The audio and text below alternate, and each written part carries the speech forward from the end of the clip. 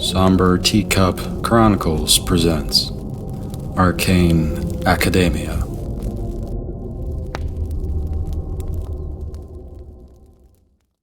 Oh.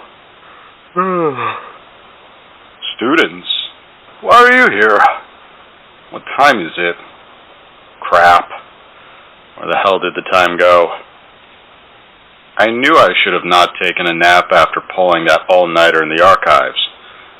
I was researching some of the case files for our lectures in the future. How many of you students have been to the archives? I'm sure not a lot of you have. The archives are not the best place to be for a long night. It's cold and quiet all the time. Not the normal amount of quiet, but so quiet that it's almost like sound itself does not exist. Reading all these case files also does not do great things for my sleep anyways. You would think that after recording all of these I would be used to it all, but I'm not. Each case file is unique and we learn a little bit more about this changing world. This new case file is about a small hiking group that explored the Himalayas. I'm not one for the cold. I lived almost my entire life in it. To be honest, I don't care for the heat either. I'm happy to report that things have been getting a little calmer with our research groups around the world. The flow of the case files have died down a bit, and I have some free time of my own to get ahead in some of my own work and possibly take this weekend off. I really need a break. Looking through 100 case files a day can really take a toll on you. Not to imagine all the paperwork and organization I have to do afterwards. You have no idea how screwed up their system is down there in the archives. Those TAR members just put the case files wherever the hell they want. Well, I'd better change the subject or else I'll spend an entire class period on a rant about how shadow beetles do not belong with the ash crawler case files. This case file will be about something a little interesting. These little creatures have made their home in the Himalayas and often play cruel tricks on unsuspecting hikers. Jack Miller's case file reads as stated.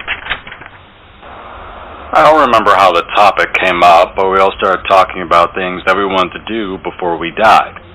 We began to talk a while at the bar, drinking and talking about our bucket lists. My best friend Alex smiled and leaned back in his chair as we sipped on our cold beer. He talked about how he always wanted to climb the Himalayan mountains. We all laughed about it a bit and told him that we all could have done it 10 years ago. We all had office jobs and were not in the best shape to scale a mountain, let alone K2 or Mount Everest. Alex was serious. He said he always dreamed about doing it. His grandfather would tell stories about how, when he was young, he climbed the mountain with a group of his drinking buddies. I knew Alex was never going to drop the subject, so Dylan told Alex that Tar had the mountains locked down pretty tight after the rupture. Alex looked quite bummed out and leaned back in his chair looking at his beer, and the dream that will never be. I thought that would be the end of it, but 1 week later we headed back to the bar, and Alex seemed excited. He told us he was looking into it and that he found some people that were willing to get him around security so that he'd be able to climb one of the smaller mountains. He said that if we all pitched in a little bit, it would make it so much cheaper. I reluctantly agreed, and so did Dylan and a couple of our other drinking buddies. We formed a small group of 6 people and began to plan our little trip. Whenever I had free time, I went down to the gym to try and prepare myself for the large climb. Some of my friends had the same idea, and we tried our best to eat better and build as much muscle as we could. By the end of the year, I was in the best shape of my life. Alex, Dylan, and our friends and I bought our plane tickets to India. We did not stay there for that long before taking a car to the base of the mountain. It was at this point where my stomach began to be tied up in knots. I could tell that Dylan was feeling the same way. I wandered off to talk to one of the guides to begin our climb when I passed a small group of people climbing down the mountain, their eyes empty as they stumbled down the hill. Once they were at the base, they collapsed to the ground. Some of the guides rushed over and began to see what was going on. They bent down and began to examine the fallen climbers. They were turned over, and there was a strange blue glow in their eyes. And then the glow in their eyes suddenly went out. They began to groan as they were lifted into the stretcher. The guides mentioned how this was the 8th group this week that has come down the mountain on their own. They had no memory of ever descending the mountain after they woke up. This event was so common they called it a white haze due to the white marks around the eyes that would disappear after they descended from the mountain. This spooked me, and I returned to our small group just as they began their climb. I told them about the fallen climbers, and they showed a deep concern for the mountain. However, we paid too much for this climb, and we had to choke back our fears to begin our climb to the mountain top. Our guide was not very talkative as he led us up the mountain. He gave us a long, thick rope to hold on to and attach to our loops in our belt. I looked at the belt and saw what looked like small, dried spots of blood on the rope. We climbed the mountain until the sun began to set. Our guide stopped the climb as we reached a small rest area where other climbers were camped. Dylan, Alex, and I began to set up our camp with the rest of our friends. It was a bit of a challenge setting up the tent while we were using our thick gloves. There were some times where we had to remove our gloves in order to fit some of the smaller, more intricate pieces together. Our fingers were almost frostbitten by the end of setting up our tents. It was getting dark and the wind was beginning to pick up, and the temperature was starting to rapidly drop. I crawled into my tent for the night. I closed up my tent to keep out the wind and snow. After all my training, it was still the worst night of sleep I ever had. I woke up and saw that the tent, that was once organized and lively, was an absolute mess. Many of the tents were ripped to shreds and people were huddling together to keep warm. It was still dark, and I had to carry a lamp to see through the dark and the snow. There were these small, blurry shapes that looked like animals. They had white fur almost all over all of their body, and small black horns.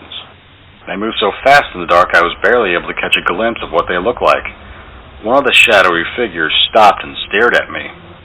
I froze in fear as their large black eyes looked directly at me. They reflected the light of my lamp like a cat in the night.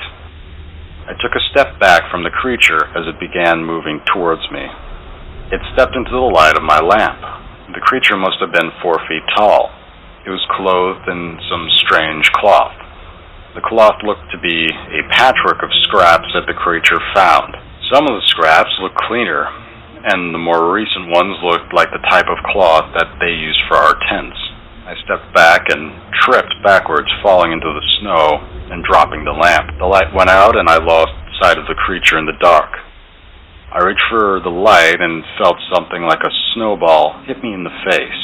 My eyes began to burn as I clawed at my eyes. I felt my head pounding hard. My hands began to shake.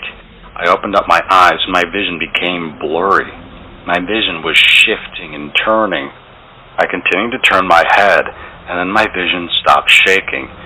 There were voices and small movements in the snow, almost as if the floor was moving on its own. It was pulling me towards something. It caused me tremendous pain to resist the call to walk in the direction that the voices told me. I felt my body begin to move on its own, and I could hear footsteps in front and behind me. There was a blurry, bright light in front of me, and I heard something walking with me and hold my hand. The hand that I felt in mine was small and thin. I could feel their sharp claws digging into my glove. I could not turn my head at all now, and I continued to move. It was all that I could do. I could hear music and talking as I began to get closer, and it began to get louder. There was laughing and hissing around me, and I felt that I was being shoved. I began to hear screaming in front of me. My blood curdled as the screams got louder. I felt the hand in mine pull back a little bit. They seemed worried and gripped my hand tighter. They reluctantly let go of my hand. I felt someone pushing me in the back, and I began to fall and then scream. I could feel the wind ripping across my face as I fell. There was another scream that was not my own as I fell. It sounded female, but there were no women who were there climbing with us or at the camp. I landed on the ground and the fall broke my arm and a couple of my ribs. I felt pain every single time I took a breath. I lied on my back looking up at the midnight sky. My vision began to stabilize and I could see that I was pushed off of a steep cliff. I laid there for hours listening to the screams of people falling to their deaths. I began to cry in pain as I tried to move, tried to do something. I moved my good arm and helped myself to my feet and began to limp down the hill. Each step, each breath, each thought caused my brain and body to scream in pain. It was unbearable. I fell on my knees looking out into the snow, ready to die. Then I saw something flickering in the dark. It looked like a small flame, but I had no idea where it was coming from. The fire floated 3 feet off the ground. The flame swayed as if it was being carried by something. The flame moved closer to me, and I felt something strange deep inside of me. It was comforting and made my body feel warm. I thought I was dying, and this was the light I always heard about. The light got closer, and then closer, and I closed my eyes. I felt the flame flicker, and the flames licked my face before pulling away. I was filled with a sense of urgency to follow the flame. I got off my knees and began to chase it, and began to run as fast as I could.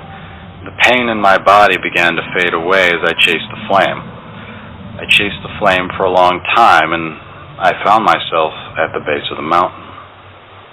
Emergency teams were rushing over to me. I looked at them confused and looked around for the light. It had vanished, and the pain came flooding back. I collapsed to the ground and was taken away to the hospital. When I woke up in the hospital, I found my arm was in a cast, and I was attached to all sorts of machines. I looked around for my friends, hoping that they would be in the beds next to me or safe, still on the mountain. Someone came to visit me the next day. They were all dressed in black with the logo TAR stamped on the front of their uniform. They asked me a couple questions about what happened, and they told me that they were investigating some incidents that were happening on the mountain. I told them what they wanted to know. I asked about my friends and described them to the members of TAR. They told me that they have met someone meeting Dylan's description. Dylan and I traveled home after a couple of weeks in the hospital. It was a rough flight back, and I was thankful for the painkillers that made the flight so much smoother. I did not hear back from Alex for a couple of weeks after that. We just assumed that he died with the rest of our friends. But when he came back, he seemed different, somehow changed. He was anxious around us and probably blamed himself for the attack on our camp. One day he went over to my house and confessed something to me. He said that he found something on the mountain and took it. It was a small brown book that had blood on the pages. He told me how he found it among the remains of a camp that he discovered and decided to read some of its pages. The pages talked about monsters that lived all around us, and that they were either in hiding, captured, or killed. He showed me the book, and I saw that the handwriting was in cursive. I could tell that it was a woman's penmanship, and I could tell that the book was very old, preserved by the cold. On the inside of the journal was a very strange symbol. It was still a bit smudged, but I could see what looked like to be a dragon holding its tail in its mouth, with a fancy letter V in the center. The eyes were angrily scratched out with black ink. The neck of the dragon had been cut open and was dripping with blood. Under the symbol and the doodles was a name and a message. Dear Abigail Nightweave, I hope your life is full of memories and adventure. I know that leaving us was a tough decision for you, but I hope that I can still count on you when I need you. We have been and seen so much together. I hope someday we can make history with what we have discovered during our time doing research together. A warm hand of friendship will always wait for you if you ever decide to come back. Sincerely, Xavier. The name was practically scratched out, and liar was labeled below. There was another message written above by Abigail near the dragon. It read, "She is the great deceiver. Do not trust her." Alex said that the book filled him with anxiety as he held it and said that he was meeting with someone to take it off his hands. I never saw the book again. Mr. Miller's report ends here. Abigail, what happened to you? I'm sorry, but we'll have to end class a little early this time, again.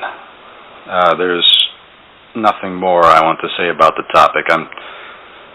I'm just so tired. Can we pick this up again fresh next week? Tim, I need you to do something for me.